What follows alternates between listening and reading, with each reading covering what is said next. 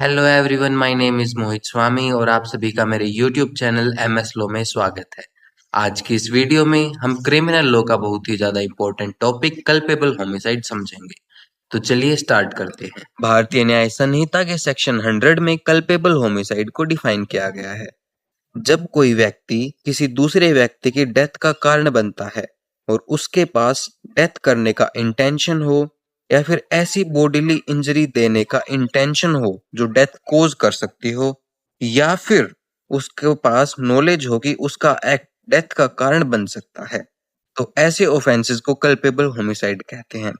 In simple, जब कोई एक पर्सन दूसरे पर्सन की डेथ का कारण बनता है और उसका इंटेंशन होता है उसकी डेथ करने का, या फिर उसे पता होता है कि उसका जो एक्ट है वो किसी की डेथ रिजल्ट कर सकता है, तो ऐसे ऑफेंसेस को कल्पेबल होमिसाइड कहते हैं। Essential ingredients for culpable homicide. Culpable homicide को प्रूव करने के लिए कुछ चीजों की जरूरत होती है। फर्स्ट है किसी पर्सन की डेथ हुई हो। दूसरा है डेथ एक्यूज्ड के एक्ट से हुई हो।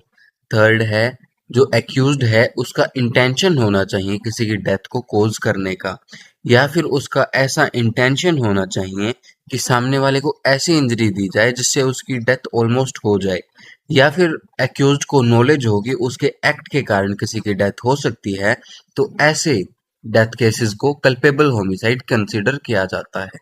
और अगर कोई भी पर्सन कल्पेबल होमिसाइड को यानी डेथ को कोज करता है तो उसे लाइफ इम्प्रिजनमेंट या फिर imprisonment up to 10 years and fine दिया जा सकता है भारतीय न्याय संहिता के तहत। यह सर्कमस्टांसेस और इंटेंशन एंड नॉलेज के ऊपर डिपेंड करता है। साथ ही इसे cognisable non bailable offence consider किया जाता है। तो चलिए अब हम कल्पेबल होमिसाइड और मर्डर के बीच डिफरेंसेस को पढ़ते हैं। मर्डर कल्पेबल होमिसाइड का ज्यादा सीरियस और ग्रेव फॉर्म होता है। हर मर्डर में कल्पेबल होमिसाइड के एलिमेंट्स होते हैं, इसलिए every murder is culpable homicide. लेकिन कुछ केसेस में डेथ तो एक्यूज्ड के एक्ट से ही होती है, पर इंटेंशन उतनी स्ट्रांग नहीं होती या लॉ के एक्सेप्शंस अप्लाई होते हैं। ऐसे केसेस कल्पेबल होमिसाइड कहलाते हैं, मर्डर नहीं। यानी murder is equal to culpable homicide plus strong intention and knowledge. वहीं पे culpable homicide is equal to death plus intention or knowledge with less serious circumstances।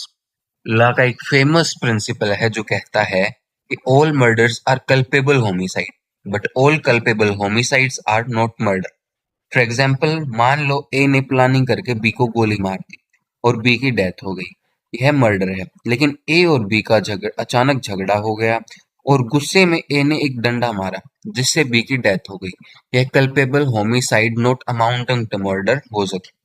तो चलिए अब हम कल्पेबल होमिसाइड को एक इलिस्ट्रेशन के थ्रू समझने की कोशिश करते हैं।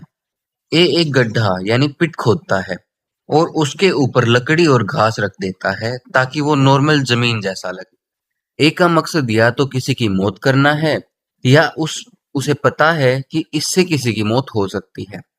जेड को लगता है कि जमीन बिल्कुल ठीक है, इसलिए वो उस पर चल पड़ता है, लेकिन जमीन टूट जाती है, जेड गड्ढे में गिर जाता है और उसकी डेथ हो जाती है।